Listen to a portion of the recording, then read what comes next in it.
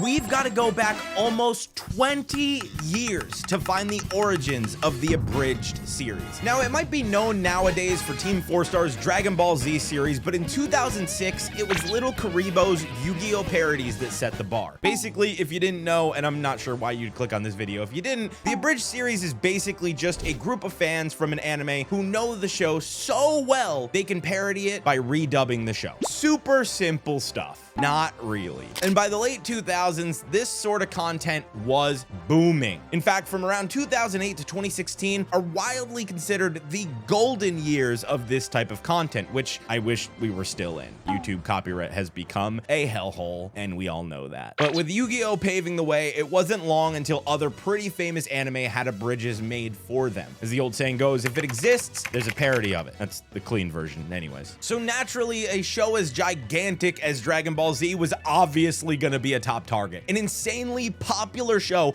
that's been dubbed in a whopping 81 countries. Plus, you know, Vegeta's insane arrogance and Goku's love of food is plenty to parody. And before Team 4-Star really came to the fore, there were a few other half-hearted Dragon Ball parodies floating around. Nothing amazing or groundbreaking, and if anything, it just inspired the team. Now, the origins of Team 4-Star happened when they were formed in 2008 by 3 lifelong anime enthusiasts: Scott Kaiser Neko Freerix, Nick Lana Pater Landis, and Curtis Takahata 101 Arnott. I really hope I got your names right. I'm sorry. Please don't yell at me. Together, they put their talents and passion for Dragon Ball together to create a proof of concept of what would become their Abridged series. So on June 6th of 2008, about 18 years ago, they had something put together and they released episode 1, The Return of Raditz. Now, it's hardly the greatest production quality in the world. Oh God, no, my marijuana patch. But in my opinion, the fact it looks like it was filmed on a potato gives it that certain edge that makes it even funnier. And for the time, it's really not shocking. Obviously, they use the visuals from the show, but like I said earlier, they redub the entire episodes with their own unique script. I like to think of it as a DIY anime starter kit. You get all the footage, but you make the sense yourself. Another thing I wanted to touch on is the fact that the team is doing this purely for the love of the game. They're not making any money. I mean, in 2008, the idea of making money on YouTube seems like a far-fetched dream that probably won't become a reality. Nobody could have imagined what YouTube would become in 2026. It's just a fan passion project that they'd watch in their spare time if someone else made it. Each member of the team also multi-rolled in the project, so you've got Freerix basically handling the directing, the editing, and the bulk of the script writing, as well as doing some voice work himself. He's the guy who gave the voice to Future Trunks, Kai, and Zarbon, amongst a few others, while Landis and Arnott performed as the bulk of the other characters and chipped in here and there with the writing. As well as making something funny, they also wanted to maintain the drama that makes Dragon Ball so watchable, because they knew if they could balance their humor while hooking an audience, they'd be onto a winner. And boy, were they right. As soon as season 1 got underway, the team was internet famous, with fans noting that for the time anyway, it was a pretty good dub with laugh out loud jokes and plots that made 100% sense. Within their first year, season 1 managed to rake in tens of millions of views, proving that a fan-made parody could attract a monster audience. This led to the team opening their own Patreon, but obviously in the early days, this wasn't the most financially viable route, to say the least. Fan funding didn't really catch on for years later. But still, it wasn't zero, and their initial success allowed Team 4-Star to keep investing their time and their resources back into their makeshift studio. I mean, sure, they're not making money to go into their back pockets, but when you're earning tens of millions of views, you're gonna be making some money. And this allowed them to become the Avengers of Abridging, which is what Type Bar magazine called them anyways. Or to be specific, that's what they quoted YouTuber Giguk as saying. But either way, you gotta admit it, it's some pretty big praise, especially as Giguk has a multi-million subscriber following and is known for his takes on anime. I think what set Team 4-Star apart from others was the attention to detail of actual plots within the show. Like, if fans thought a certain plot point was stupid, Team 4-Star would find a way to make that point and sometimes improve on it. Hey, when you start storyboarding your own parody show, you know, things are getting serious, which, by the way, is what they did. They started off as fans doing it in their spare time, but literally within the year, they'd made the shift to be a bunch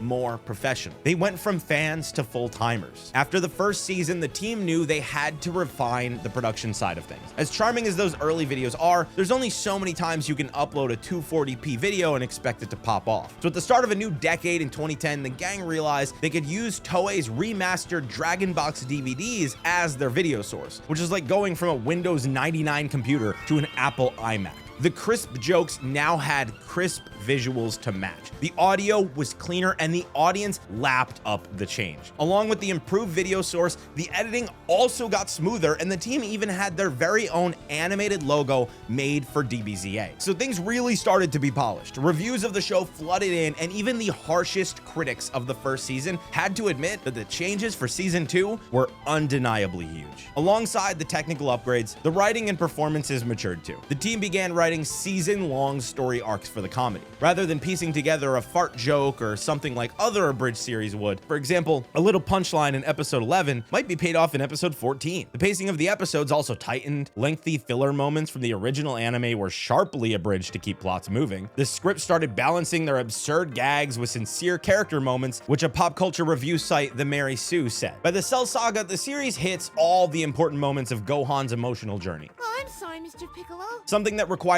careful script writing. Industry standard script writing too, like I've been hinting at. These guys might have started out as fans, but they are slowly growing into pros. Season 2 and 3 saw some new voice actors added into the mix too, mainly because Freerix wanted more nuance in the performance of his main characters, which is totally something a director would say. So you can tell he got really good at this stuff. And his decision paid off too. As one critic stated, the show was so expertly crafted that its production felt comparable of that of an actual official anime. In other words, DBZA had outgrown the feel for an amateur fan production. Another thing to mention along with this is the episode length too. At first, they were bite-sized, but again, by season 3, at some points we were getting feature-length cuts, all of them expertly crafted. And the most important part of any piece of media is character. No matter the story, whether you're taking the trash out or you're flying through space, the audience will not care unless they care about the characters. Now, in the beginning, the team could rely on the usual characters from the Dragon Ball universe to draw an audience, but it's what they did with the characters that hooked them to the series for years. They took Vegeta from an arrogant, sneering space lord to a grounded character who, sure, was absolutely still arrogant, but he had every reason to be. It made sense. The characters have internal logic and offer a different flavor of their original source material counterparts. I mean, can you imagine the official Vegeta screaming,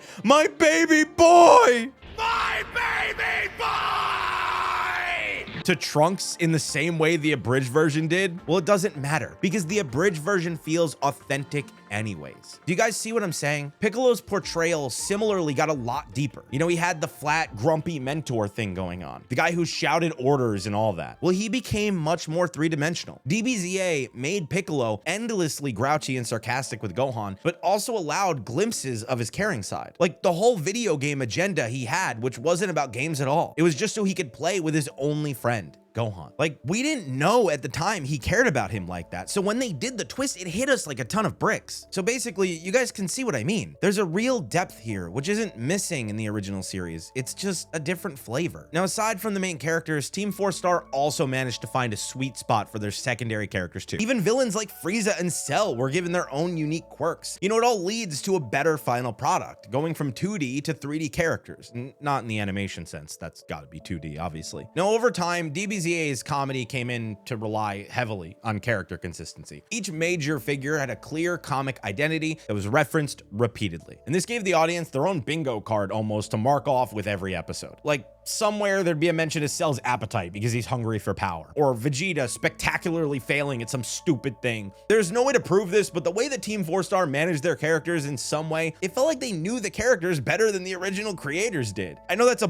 bold claim, but it's hard to deny when you think about it. You don't get tens of millions of views if you don't know who you're writing for or what you're writing about. And then we enter the Cell era. And for many, this is the peak of the show. The Android Cell story arcs for the Cell era to fans, the late 2017, early 2018 run of the show is the crowning achievement of a super ambitious show. By this time, Team 4-Star stopped playfully mocking Dragon Ball. Instead, they are expertly reinterpreting it. Curtis Arnott, or Takahata 101, was a standout star for them around this time too, mainly because of his portrayal of Perfect Cell. He delivered these great booming speeches that fans actually didn't warm to at first, but when they did, oh my God, did they lap it up. job. And that doesn't mean the rest of the gang were bad though. Far from it. All the lead cast members performed to the best of their abilities, and maybe I'm being a bit biased because I love Cell the most. This is also the time where all the cogs in the Team 4-star machine were working at its most seamless. The editing was as good as anything you could find online. The visual jokes they were putting forward, like looping Vegeta's Pride flame clip, were inventive hits,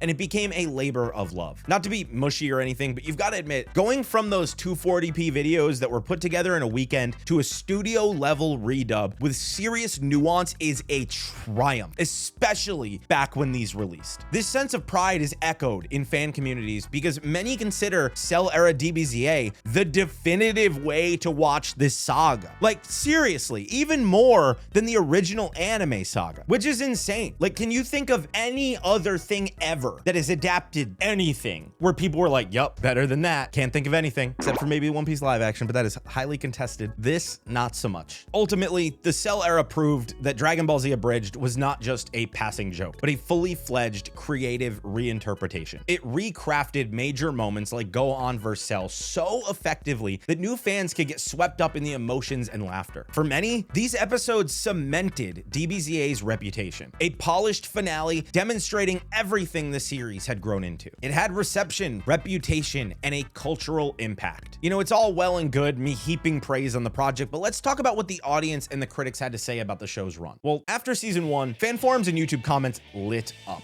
praising Team 4-star for the new voices and jokes in familiar DBZ scenes. But that's just the start. Soon after that, that's when the real volume of viewership came in. The first couple of episodes soon were on to the near 5 to 10 million view mark. And today that number is pushing near the 40 million mark. Basically, this is a complicated way of saying the series has started to push back a cult following of hardcore Dragon Ball fans. And now it's reaching anime fans, or, you know, anyone who likes watching good art, because that is what this is. After the show ended officially, people were quick to tell Team 4-star how good the show was. I mean, one Reddit fan commented, quote, "Ever since the beginning, it's been the best piece of entertainment on the internet for me. It ended on such a high," end quote. Critically, DBZA earned recognition as well. Anime and pop culture outlets repeatedly listed it among the top fan projects of the era. The Mary Sue explicitly called it the, quote, "best way to really watch Dragon Ball Z," end quote. After the Cell saga, reviews lauded its combination of humor and heart. For example, comicbook.com said that DBZA, quote, "adds the necessary layers the original anime was missing, and it often excels in character-driven narratives," end quote. Then the internet pop culture magnate Dexerto's coverage in 2020 highlighted that DBZA episodes were some of the most viewed comedy videos on YouTube, period, and termed the project internet famous. Within the anime community, DBZA's influence was substantial too. It inspired a heck of a lot other abridgers to raise their standard. And now viewers expected more plot consistent jokes and higher production quality from any parody series. Man, and here I was editing a 144p video of a Chainsaw Man parody. Come on, Team 4-star, you're making me put in extra work. I'm just playing though. Team 4-star's achievements also helped cement Abridged series as a legitimate subculture. Kotaku notes that DBZA spawned an entire fandom and even helped keep Dragon Ball relevant during years without new TV episodes. So what they're saying is Team 4-star's work effectively maintained interest in DBZ itself long after the show had ended. Moreover, DBZA's reputation extended beyond fans. In 2014, YouTube itself acknowledged Team 4-star's reach by placing their channel in the Google Preferred program for advertisers, which is basically the creme de la creme. I think it's something like only the top 1% of channels got into that program. So it was a rare nod to a fan channel, which showed how mainstream their quick parody had become. Heck, even industry figures have spoken about Team 4-star's work. In 2020, the founder of Discotech, the distributor behind Hell's Anime, noted it was kind of cool that Team 4-star was handling their English dub because fans already respected their voice work. We'll come into this a little later, but the point is, now they were being trusted to dub actual anime projects. That's how good their voice work, audio mixing, and professionalism was. So as you can see, the cultural impact of the show is shown through both the fans and the professional side of things too. It moved beyond a simple parody to become an iconic piece of online pop culture. I know I glossed over it earlier, but I think that the quote of the show being a labor of love is really spot on. But sadly, copyright pressure, platform realities, burnout, and the end was looming. There's a big elephant in the room, and something I kind of forgot about when watching the show. The team is technically using content that wasn't theirs. Now, I get it. They were repackaging it, using different voice actors, whole new scripts, but still, it was images and characters that they didn't own and that left them in a pretty precarious legal position. Unfortunately, things have gotten a little bit better over the years, but at the time, copyright on YouTube was becoming a nightmare. Companies weren't seeing the benefit of the cultivation of fans that can come from parodies, reactions, and other types of content, video essays like this. So with unlicensed anime footage under the assumption of fair use, it's still a bit of a gray area. And this meant Team 4-Star was always one DMCA away from trouble. DMCA stands for the Digital Millennium Copyright Act, which means if Toei or Crunchyroll decides to strike them, their channel could be taken down or they could even be fined a load of cash. And their fears soon became a reality because Toei Animation did begin issuing copyright strikes on their channel, which sadly forced the team to remove whole episodes or even pull the channel down entirely for short stints. As Scott Freerix later put it, copyright claims had, quote, put us at a risk of losing our channel and put our livelihoods in jeopardy, end quote. The constant fear of being shut down acted like a, quote, sword of Damocles. There's no way I said that right, but I feel like I might have said it funnier, so we're gonna keep that in. The point is, things weren't going well. Beyond copyright, YouTube's shifting landscape made the projects harder to keep going too. Since they couldn't monetize DBZ episodes legally, Team 4-Star relied on Patreon and merchandise for income. And obviously though, the merchandise was also a tricky area because it often relied on characters from other licensed shows. So the team had to be careful on what they choose to put on t-shirts. These outlets weren't designed to fund the show itself though, because the team wanted to do more than just their beloved Dragon Ball parody. They wanted to grow, with DBZA obviously being the crown jewel. Meanwhile, policy changes, algorithm tweaks on YouTube often penalized fan content or showed it less in recommendations. So that also gave the team something to think about. They regularly discussed moving the show to other platforms, but as Freerix noted, nowhere has been safe from copyright issues. In short, the platform realities made each episode a greater risk with diminishing reward. Another part of their problem was the human factor. They'd been going at this series like machines for over a decade, and by 2019, the team was burnt out. Freerix felt that along with himself, other core members of the team had lost their steam, and I can't really blame them. I've been making content full-time on the internet since 2017, and yeah, you get burnt out over time, especially with everything constantly changing on YouTube, constantly fluctuating. You're constantly having to adapt and figure out what works and what doesn't. Oh, you want to make new content, can't put that on your main channel. YouTube will, stick it up your butt. You got to make a separate channel like the one you're watching, so subscribe, please. The point is, the team had grown tired of the repetitive schedule, but while behind the scenes they weren't doing so hot, creatively they were still in their groove. Even if the same fire behind their creativity was going out, after giving it their all with the Cell Saga, the team felt pushing the story into the Majin Buu saga was maybe a step too far. They tried something new too, something called Short Z, bite-sized versions of their show, animated independently, allowing them a little bit more freedom away from copyright issues. They couldn't get it to work though. They felt it was a huge quality drop and not up to the same standards as their main series. I guess they couldn't land their scripts in the same way. After all, they'd become used to long winding arcs, which is really hard to do in bite-sized episodes. And as a result, they had to make a decision. And in October 2019, it was decided that the team would stop work on any future DBZA projects, finish what is already in the works, and announce the decision when the time came. That time was February 2020, where Freerix officially announced that DBZA was over and the group would shift focus to original content by framing the end explicitly as a business and creative decision. Team 4-Star showed maturity that not many other studios would. They went out on a high, leaving their audience wanting more, all the while being honest about why they chose that path. The team expected some big pushback, or for a lot of fans to just drop them like a useless toy. But instead, the fans and media outlets understood. I mean, I get it. They've worked years putting actual industry standard skills to work on something which, yes, is brilliant, but at some point is a little creatively choking. Imagine being that good at writing, directing, editing, dubbing, all of the above, and not making art that you officially own, or art that you're probably not gonna make a dime off either. Rightly, the community understood and were prepared to back Team 4-Star in whatever they planned to do next. And oh, did they have plans. From parody creators to industry professionals. Although DBZA itself ended, the legacy continued through Team 4-Star's members and new projects. The team leveraged the skills and reputation they built on DBZA to transition into professional